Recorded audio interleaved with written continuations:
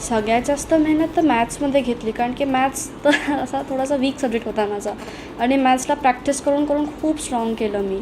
आणि जे थिऑरिटिकल सब्जेक्ट होते त्यामध्ये मी पुस्तक वाचून थोडं बसून असं लाईक समजायची की पुस्तकमध्ये काय लिहिलं होतं. मला असं रट्टा वगैरे नव्हतं आवडायचं, तर थिअरी वगैरे समजून मग स्वतःच्या शब्दात लिहायची मी. कारण की इंग्लिश मला स्ट्रॉंग होतं ना, तर समजा मला कॉन्सेप्ट माहिती तर शब्द थोडी ना मॅटर होणार. समजा ते कीवर्ड्स वगैरे थोडेसे मेन्शन केले तर येऊन जातं.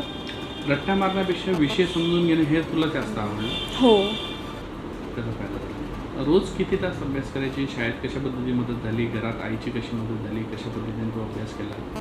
शाळेत आणि ट्युशनमध्ये तर पहिले तर डाऊट विचारणारी मीच होती आणि मी खूप विचारायची असं थोडंसं डीपमध्ये समजायला. कारण की समजा मला लेंथमध्ये डिटेलमध्ये लिहायचं होतं तर मला तो कॉन्सेप्टचा तितका ग्रास्पही पाहिजे होतं ना.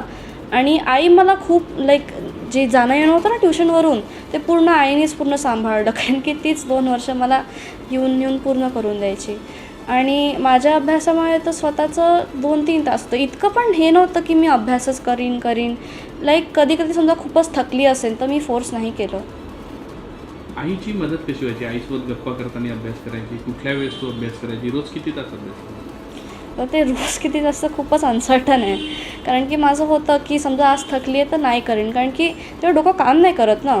असं नाही की किती तास अभ्यास केला त्याच्याने फायदा होईल. जितके तास भेटलं त्यामध्ये किती चांगल्याने अभ्यास केला त्याच्याने फायदा होतो ना एंडिंगमध्ये. आणि आईसोबत तर गप्पा करून लाईक समजा मध्ये आई काही भांडे धुवत आहे ते मध्येच मी बोली नाही हे सांगू शकते का, नाही तर समजा मी लिहून जे प्रॅक्टिस करते तर आईला चेक करायला लावायची की आईस बरोबर लिहिलं आहे का. पेपर सोडवण्याचा एक सराव आपण नेहमी करत असतो, तो कशा पद्धतीने तू केला आणि जास्तीत जास्त कशा पद्धतीने मार्क्स मिळावे किंवा आउट ऑफ मिळावे ह्या तुझा प्रयत्न होता? जेव्हा पेपर वगैरे सॉल्व होते प्रॅक्टिस पेपर जे म्हणतो ते पूर्ण टायमर घेऊन सॉल्व करायचे की इतक्या वेळात हे व्हायलाच पाहिजे. आणि असं नाही म्हणत का शाळेमध्ये आम्ही एक्झाम देतो तसंच पण घरी बसून, कारण की शाळेमध्ये तर इतका वेळ नाही जाऊ शकत माझा. आणि ते सोडून तर मग प्रॅक्टिस बुक्स वगैरे खूप आणायची. समजा खूपच थकली तर मग इन्स्टेड ऑफ काही सॉल्व करण्याच्यापेक्षा मी वाचायची की असे आन्सर पण लिहितात.